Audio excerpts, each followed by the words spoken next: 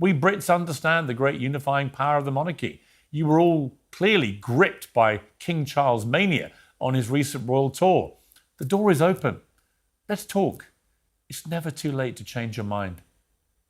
Well, joining us now is Andrew Callaghan, the host of Channel 5, Cenk Uygur, founder and CEO of The Young Turks, Adam Sosnick, the PBD podcast contributor, and Brianna Joy Gray, the host of Bad Faith podcast, and Brian Glenn, former White House correspondent. So welcome to all of you. Andrew Callaghan, you ready for a return of the British monarchy to just calm things down, maybe to coincide with England winning the World Cup in America? What should have been a celebration of America's 250th anniversary quickly turned into a heated debate over patriotism, free speech, immigration, and what it truly means to be an American. Instead of finding common ground, the panel found itself deeply divided over whether love for your country means supporting its government or holding it accountable when it falls short. If you're enjoying this type of political commentary, be sure to like the video, subscribe to the channel, and let me know your thoughts in the comments below. As this discussion unfolds, you'll hear a fiery exchange over birthright citizenship, a sharp debate about America's role in the world, and one simple question that leaves several panelists struggling to give a straight answer. This conversation takes several unexpected turns. Let's take a look. Yeah, man, I don't know if that'll work out here, but I'm hoping for another 250 great American years. Hopefully we can work some stuff out in the future. What does it mean to you to be an American? There's a lot of debate going on about what this means. Being free, I guess. Do you feel free? When we were kids. Do you feel properly I feel free? I guess to be an American is to like be from anywhere in the world and then participate in the American experiment and to kind of join this great, beautiful, strange country. I don't know. I have a lot of pride for the Americana and the culture of the place itself. Feel pretty differently about it as a political unit and as far as the U.S.'s role in the world. But I think you know an American when you see one. I mean, you know, I've never lived anywhere else, so I guess this is my spot.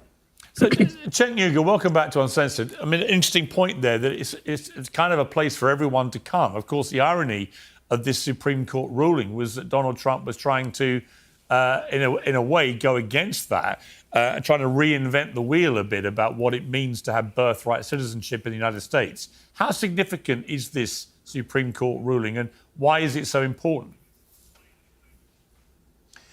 Yeah, first of all, it shouldn't have been an issue in the first place. It's a clear-cut law, and there's no question about it. So look, there's a lot of great reasons why America is, in my opinion, the best. And so it doesn't mean that America doesn't have any flaws. Of course, every country has flaws, and we certainly have deep flaws. And by the way, when you point out the flaws, it doesn't mean that you don't love the country. We do love the country. That's how you make it better, right? But are we better than other countries? Of course we are. I mean, look, we have freedom of speech. And if I can't be a loudmouth somewhere, it's not the right place for me. So, for example, in Britain, you no longer have any freedom. I can't even go into Britain because I've criticized a different country. So thank God we got our independence from that oppressive country. And there's also freedom of religion for an atheist. That's super important. I don't want to live in a Muslim state. I don't want to live in a Jewish state. I don't want to live in a Christian state. It's really important. Hope and opportunity are real. My parents brought me here. I went to some of the best colleges in the world and got to set up a business. There's so many reasons to love this country, but actually Andrew hit on something that's really important, which is that if you go to China, you can't become Chinese. If you go to France, you can't become French. But you can become an American because America is an idea. It's an idea about freedom, hope, opportunity, equality, and justice. And we should all try to live up to that idea because it's a beautiful one. And I'm super proud to be an American because of that. Well, I mean, Brianna, it's highly unlikely you will, as a country, bring back the British monarchy and make me King Piers I, much as I'd like that to happen. However, I have a daughter who was born in America. So we could end up with a President Morgan. It could happen. And it could be the first female president is actually my flesh and blood. So, I mean, I haven't given up hope of ruling you in some capacity. An anchor baby will someday rule us all, Piers. But on a serious point, well, it's actually not a serious point, but it's quite a funny point. So Donald Trump posted something today, which has caused the usual outrage. But I have to say, when I watched it, I thought it was bloody funny. Let's take a look at the Trump derangement syndrome clip that he put out. You or someone you know been diagnosed with TDS? The symptoms can be relentless. Fortunately, I'm Dr. Trump, and I have a treatment plan. Let's hear what some of my patients have to say. I have been suffering for over a decade, and after listening to Dr. Trump, I can see some results. Man, I've been suffering for years. I really didn't believe that was help out there. That was when I came across this video on TV. I really thought I was a lost cause. This was gonna affect me for the rest of my life. But after using the treatment plan, I can see a difference. I really wasn't sure I could help some of these people. They were so far gone, I wasn't really sure. Now, Brianna, I think you can work out if you have Trump derangement syndrome, if you find it incapable to even crack a smile at that. Did you? I mean, crack the real a smile? tragedy here is that Rosie O'Donnell just got such beautiful, tasteful plastic surgery, and he used AI of her from the before times. That's what I would be really mad about if I were her. But look, it's such a funny time to be talking about Trump derangement syndrome, because I think the recent victories of left candidates in New York this past week really illustrated how far a different kind of politics can go when you focus on the issues that most working class people care about.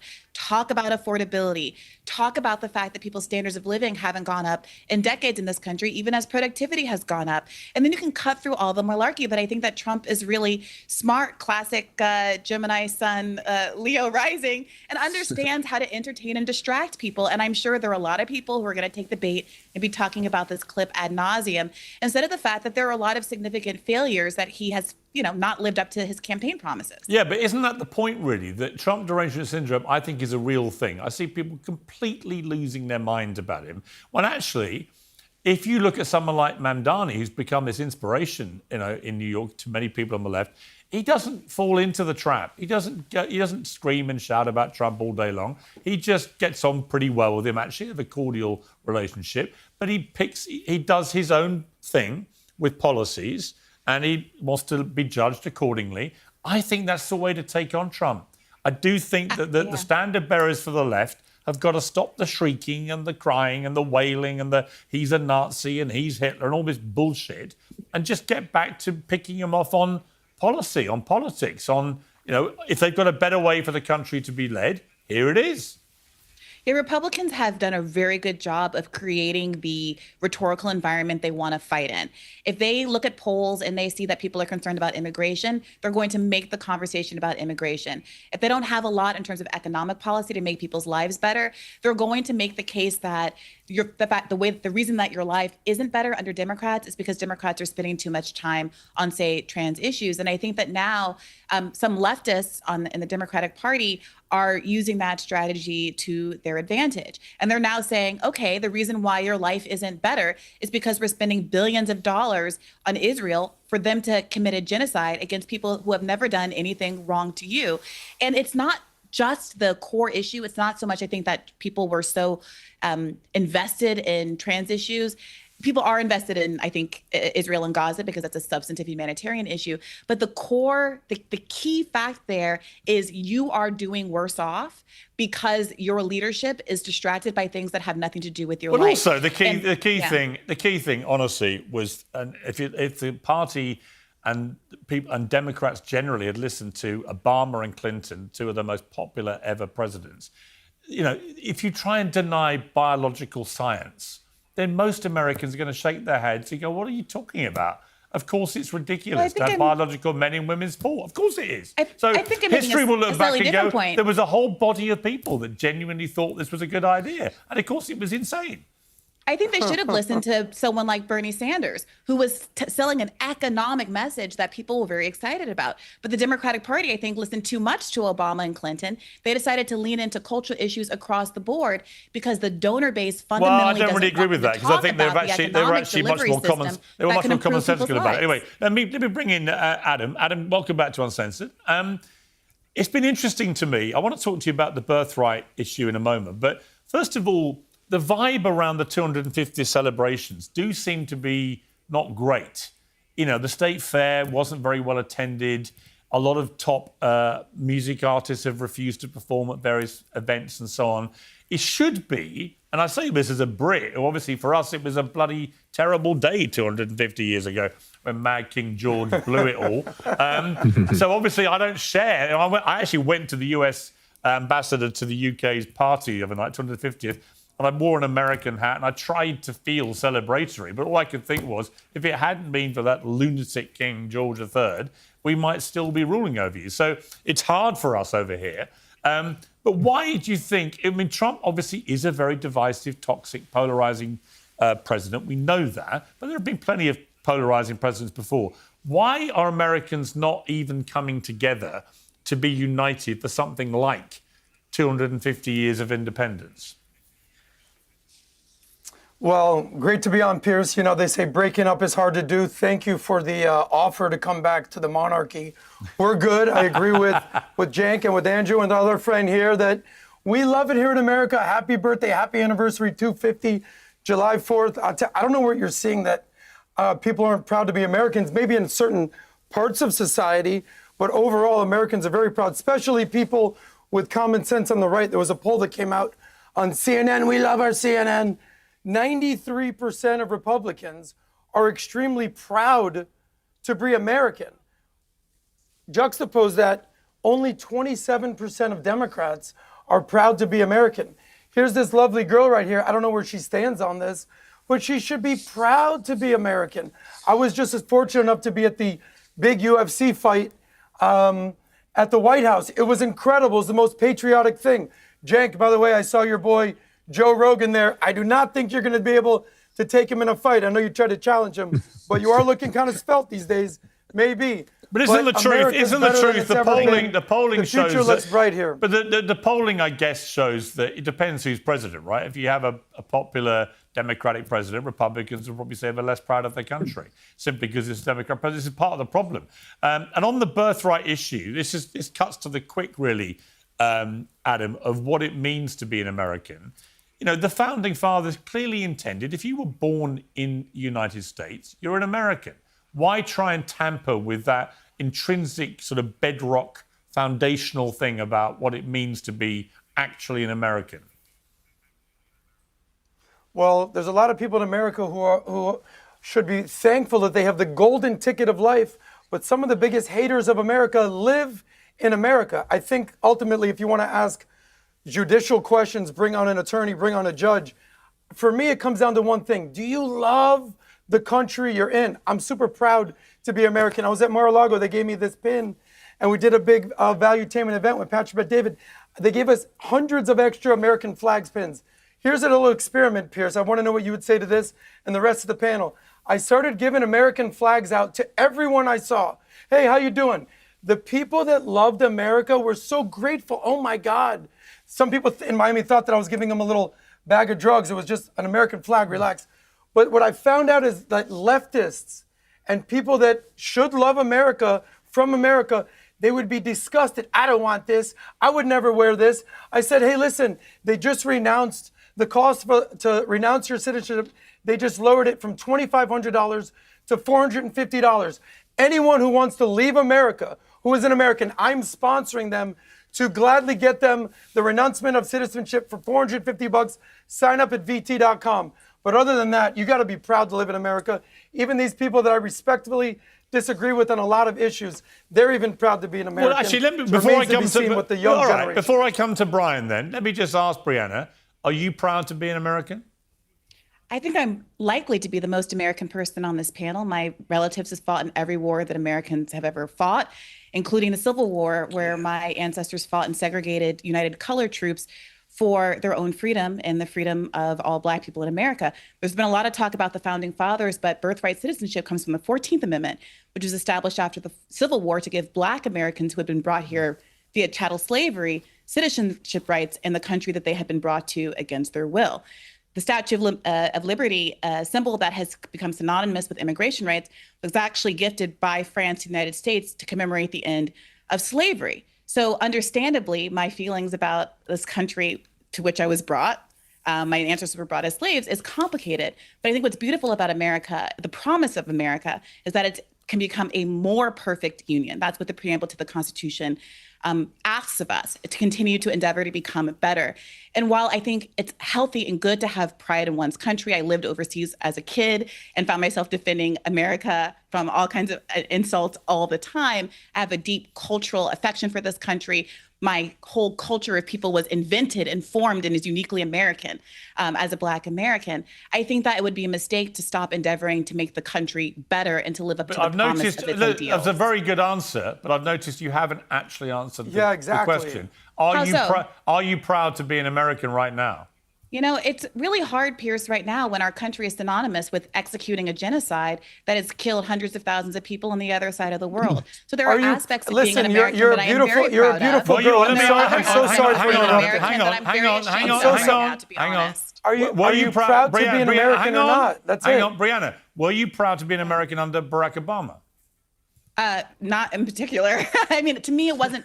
Barack Obama had deep flaws and failings, including executing a drone war and being the So which president deporter-in-chief. were you proud to be an American under? I think that my pride in being American has less to do with our political leadership, which is often Well, give very me a time disappointing. period when And you were wait a proud minute, to be an American. I'm proud in relationship to my fellow countrymen. No, I get it. But And the beauty, which but in period the of your beauty life what as the an people American? want. Sad to watch. Right, and what the beauty- Brianna, which period of your Pierce. life as an American, you spoke very eloquently about your family fighting in all the wars, very impressive. But at which period of your life would you have answered yes to the question, are you Pierce, 'cause proud there's to be an moments American? every single day of my life, there are moments that I'm proud to be an American. I That's had a not the beautiful same. interaction. That's not the same. Good. What's not the same? Well, let You me think bring that there are Brian in. epics Let of me bring eras Brian and- in. I want to bring Brian in. Brian, you see, That wasn't so hard there's an to interesting do, Brianna. equivocation there because Just say you're proud to be an American. Adam's That just would've been a proud to be an beautiful answer. American, full Well, stop. are there any moments to the gentleman in the bottom left corner where you're not proud to be an American, when you're ashamed of the behaviors of your own country, or do you support America without any caveat 100% of the time, like a loyal slave? I wish that that you directed loved to me? America the way that the average American did. I really do. It's sad to see. Are you going to I answer use my this question? as an example of Are what's you a loyal slave, What was your Adam question? Sosnick? Yes or no? No, we live in the freest country in the world. Nobody here's a slave. The Okay, fact so you're that she free had to to critique give this America. long, beautiful So answer rather than you saying, yes, I'm proud to be an appreciate your American right, is a and problem. you And exercise your I think we right need to address critique it. America. Or do you slavishly saying you defend can't, it even Brianna. when You it doesn't speak very deserve defending? Well, why can't you be proud of your country Yeah, nobody- 100% of the just be time, proud to but be an accept that the American, that's country it. has flaws? Let me bring Brian in. That's Be an ready. absurd- Right, hang that's on, an hang on, absurd Brian. logical Hang on. fallacy. Let's There let are Brian. Brianna, why very is a few Brit Please. defending America more than you? You should be a proud American. Let's let Brian speak. Interesting. Go ahead. It's an interesting thing, Brian, right? This question which Brianna has raised, which is, can you say on a day when you're feeling angry about something your country's done, can you say, right, on that day you're not proud of your country? Or should pride in your country be the overarching thing which overrides everything, albeit you may find there are things your country does you don't like, but your pride never dims? Where do you sit with this? Yeah. Well, first of all, thanks for having me on, Pierce, on this very special celebration. I am proud to be an American. Now, there are times in our country that I can completely disagree on the direction that our government is headed, the things that we're involved with. But to able to have this conversation, I think she is proud to be American because in certain countries, you can't even go on a platform like we are right now and have this very discussion. Right. So I think deep down inside, she is proud to be American because if she lived on any other soil, she wouldn't be able to have this dialogue. But Well, no one needs to speak for me. I'm happy to articulate my own well, then you views need on to the say matter. it then. I think In a what we're all very looking long-winded for answer, I may add. is for Well, you I'm to sorry say, if you yes, want a I'm kind of proud dim-witted black to or be white knee-jerk an American. response It's to not this. about race. But we It's live not in a about race. complicated world. If it's too complicated for you, I don't know what to what tell a beautiful you. victim this beautiful girl is. What a beautiful victim. Well, thank you for the don't you think? compliment. Let me bring I'm a in. little Let me old bring in school to be Andrew called a wants to girl, jump but I'll in. take it Let while I Andrew. get it. I don't know. Let's let I everyone feel have a like there's kind chat of two because things. I mean, even Cenk has been uniquely quiet so far. I want to bring him, crank him I up. got in to a give minute. Cenk props. The Let me- fact let that me he's bring in Andrew yelling and first, screaming then- like usual Let me bring is Andrew in, then amazing. Cenk. Andrew, what did you want to say? Well, there's kind of like two things being conflated here, right? There's like love and appreciation for your American country folk and just like having an Americana appreciation for the people of this strange, amazing land. Like, for example, I'm going to Alaska in a couple days for the 4th of July celebration where they're going to launch 100 cars off of the cliff and everyone's going to light fireworks and eat food from the gas station and just enjoy some Americana. Whereas the other one is like the Sign U.S. me up. roles in The other one is like U.S. imperialism and like, I guess, seeing foreign intervention, which is obviously costly, happening at the same time that most people in my generation have like 2 jobs, 3 roommates, and are just unfulfilled and have no community. So I think it's probably like feels weird for people to wear like an American flag pin or feel patriotic as far as like the U.S. as a global imperial force while life on domestic soil is so bad, especially for like the Gen Z population. So I feel like there's kind of 2 different things being discussed here, which is like, do you love America as a group of people, as like a cultural mass of unique individuals, or do you like the U.S. as like a global military force that, backs CIA coups every time somebody wants to have their own elections? Well, that's a really interesting point, because Cenk, I mean, look, in relation to the birthright issue, obviously on the base of the Statue of Liberty, it reads, "Give me your tired, your poor, your huddled masses yearning to breathe free." I mean, that has always been, for me, what America represents. But in relation to America's role in the world, George Washington, of course, the first president, said the great rule of conduct for us in regard to foreign nations is in extending our commercial relations to have with them as little political connection as possible. I think, to put it mildly, that has not been followed. Certainly in the last century, the idea that America stayed out of political connections with foreign nations is obviously for the birds. So has there been a kind of, a betrayal of Washington's ideal when it comes to that? Yeah, absolutely. So let me tackle all of those. First of all, I'd like to thank the Republicans, because if you take away birthright citizenship, it's a slippery slope. That means potentially that anyone born here is not necessarily American. Well, that privileges people like me who are naturalized citizens. So apparently we're the only true Americans. So I appreciate it, although I don't agree. And by the way, there's logic to that, because we chose to come here because we love this country and we thought it was a shining city on a hill, and we think it's amazing. That's why we uprooted our whole lives and left our family and friends behind to come to this golden place. And guys, the one thing we all agree on through all the shouting is that, look, we say we love America partly because of its freedom, including freedom of speech. And that involves, of course, the ability to criticize the U.S. government, the U.S. administration, the presidents, et cetera. In fact, if you're not doing that, you're not really truly being an American, because all of our jobs collectively is to form a more perfect union. And that's why this American experiment, this American idea is so great. Are you proud to be an American, now, Cenk? in terms of... Are you unequivocally proud to be an American? Oh, absolutely. I couldn't be more proud. Look, like I said, I mean, if we went to any other country, we went to Germany, we couldn't become Germans. But America is an idea, and I embrace that 100%. And our job collectively together is to live up to that golden idea. So, and of course, all along the way, acknowledging that we don't always live up to it, and which now connects to what you were saying about George Washington. Part of this American ideal is to be fair, for equality, justice. And so right now, when we get intertwined in foreign policy of other nations, we lose our independence. So we lost our independence. We had to gain our independence from Britain, and thank God we did, because that's an oppressive country that bans people for simple political, comments like they banned me. But thank God we didn't go there. God knows what would happen.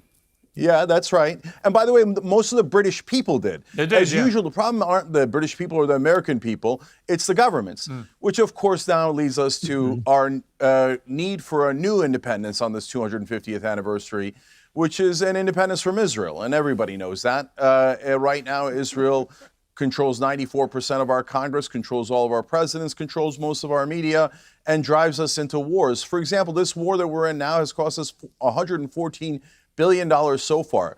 No one in America wanted it. Only Israel wanted it. Why doesn't Israel pay the $114 billion? Why do we constantly have to serve this country, this foreign government? They're thinking about merging our military technology with Israel. I mean, you want to talk about a need for independence? They're saying, no, you need to be dependent to one another. No, we don't. We don't need to be dependent on any country, including Israel.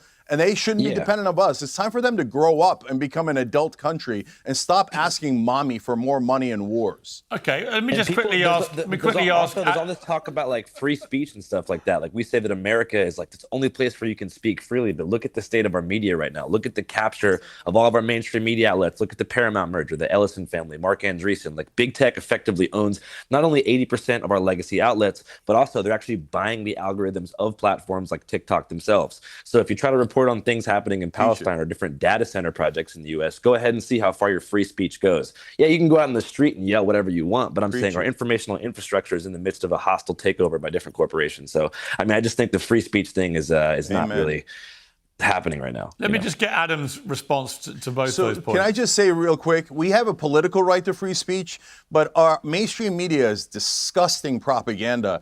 And they try, instead of trying to help us with freedom of speech and freedom of press, the mainstream media does the opposite. Anytime anybody steps outside of the boundaries, including their criticizing their beloved Israel, they try to take away our speech rights. They try to take away freedom of the press. So our so-called news media is nothing but oppressive propaganda for a different country. Let's regain our freedom.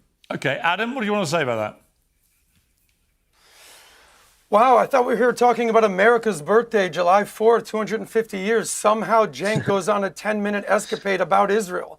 I'm not even sure why we're talking about Israel. I'm actually not even sure why we're talking about any other country other than America. Aren't we talking about America here? Why any other country? It's amazing to see the entire world show up to America from all over the world. You have Pierce's people, the Brits, being like, oh my God, what is this, a magical kingdom? It's like, oh, it's called Costco. We've never seen anything like this. You have these Korean people being like, oh, this food is amazing. Hang on. I don't think any like, British it's people called barbecue. No British people I know go to People Costco. from all over the world are coming to America right now. Adam, no British person I know has ever gone. No British person I've ever known has gone into Costco and gone, wow, is this the Magic Kingdom? Come on. Check the facts, check But the to tape, be fair, Pierce. Everyone's that is excited true of to be Cheesecake in America. Japanese, of course. And Cenk, respect to you. You're not yelling, you're not shouting, you're not getting red today. It's early days. Why did you bring up America? Why did he bring up Israel? Here's what I want to understand. Here's what I want to understand, if I may, Pierce, on your show. Yeah. You asked about America, why America's the greatest country in the world. Cenk ends up talking about Gaza. Why? You talked about the beginning of this topic about TDS. Trump derangement syndrome. Some people, unfortunately, who used to be very sane, have IDS, Israel derangement syndrome, and they can't shake it out. I think the Dr. Trump might need to give him some medicine here. But the reality is we're talking about America. America has the money, we got the power, we got the respect of the world with the World Cup going on right now. Any other discussion is a fabrication of what is actually should be celebrating in America. That's our independence from Pierce's people 250 years ago. And we're not getting Islamized. We're not getting colonized. We're not getting imperialized. We love America. And we're going to keep America the country it is. After watching that exchange, one thing stands out more than anything else. This debate wasn't really about birthright citizenship, the British monarchy, or even America's 250th anniversary. At its core, it was about two very different definitions of patriotism. For some on the panel, being patriotic means proudly supporting your country regardless of who is in power, while still recognizing that no nation is perfect. For others, patriotism is measured by a willingness to criticize the country's actions and push for change when they believe it has fallen short of its own ideals. That difference shaped almost every disagreement you just heard. Another interesting moment was how quickly the conversation shifted from celebrating America's independence to debates over immigration, foreign policy, media influence, and free speech. That alone shows how difficult it has become to have a national conversation without broader political issues entering the picture. Every topic seemed to lead back to a much bigger argument about the direction of the country. One exchange that really stood out was the repeated question about whether someone was proud to be an American. What might seem like a simple yes or no question turned into one of the most revealing moments of the discussion. It highlighted that people can use the same words but attach very different meanings to them. For some, pride is unconditional. For others, it's something that can coexist with frustration, criticism, and a desire for improvement. Whether you agreed with the panel or not, this discussion reflected the broader political climate in America today. Even moments that are intended to unite people can quickly become debates over identity, values, and competing visions for the country's future. That's why conversations like this continue to attract so much attention. They aren't just about the headlines of the day, they're about deeper questions that don't have easy answers, and those questions are likely to remain at the center of political debate for a long time to come. Let me know what you think in the comments below. Do you believe patriotism means standing by your country no matter what? Or do you think true patriotism requires holding your leaders accountable when you believe they're wrong? If you enjoyed this analysis, don't forget to like the video, subscribe to the channel, and turn on notifications so you never miss our latest political commentary. Thanks for watching, and I'll see you in the next one.